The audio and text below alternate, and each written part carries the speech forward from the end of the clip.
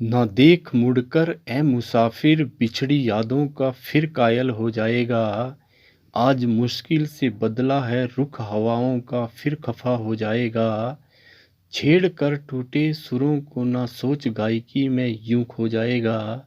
जख्म तैयार खड़े हैं उभरने के लिए, बेवजह ही घायल हो जाएगा। फिर मुश्किल में पड़ जाएगा गर खुद को यूं ही सताएगा। यूं देख बार बार हाथों की लकीरों को, खुद को ही खोता जाएगा। लिख दी है जो सब्र से खुदा ने उस जहां से, अब तो समझ जा ऐ नादां क्यों टूट जाते हैं कुछ तारे यूं ही घने आसमां से। मुड़कर इसलिए न देख क्योंकि गर नदियों के साथ बहना है तो समुंदर तक पहुंचने के हौसले रख।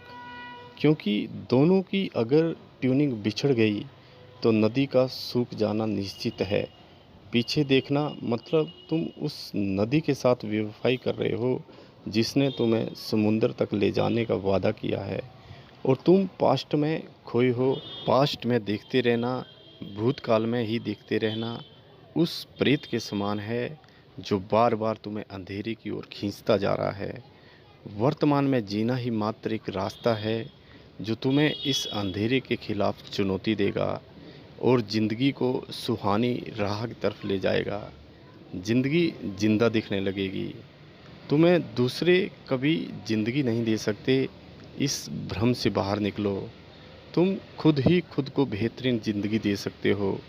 There is not any source which can fully satisfy you internally, only you can. प्रकृति समय के साथ साथ बदलते हुए प्रेम पूर्वक हमें वर्तमान में जीना सिखाती है। हर उस हरियाली की तरफ ले जाती है जहां वर्तमान जिंदा है, सुहावना है, बेस्ट फ्यूचर दिख रहा है। पर हम अब भी उन पुराने उजड़ते हुए पत्तों में उलझे पड़े हैं जिन्हें प्रकृति ने भी धरती में दफना दिया है। पुरानी उन यादों में, उन स्मृतियों में खोए पड़े हैं जो मात्र तुम्हें सता सकती है। तुम्हें यहाँ से निकलना है। दूसरा मात्र तुम्हें खींच सकता है, बाहर निकाल नहीं सकता। तुम्हें खुद ही बाहर निकलना है, और जब तुम बाहर निकल गए समझो ईश्वर के करीब हो गए।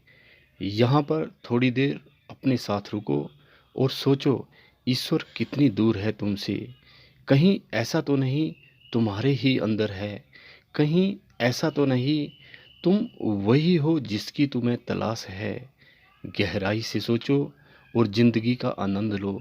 अब तुम्हारा मेल खुद से हो गया है, अब उसे पुकारने की ज़रूरत नहीं।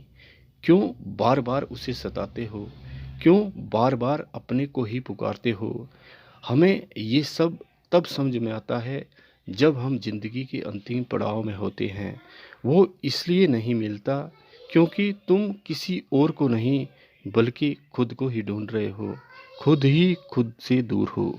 ऐसा कोई शख्स नहीं, कोई इंसान नहीं जो पुरानी यादों से जख्मी ना हो। घाव भी साथ साथ भरते जा रहे हैं, इसे भी याद रखो।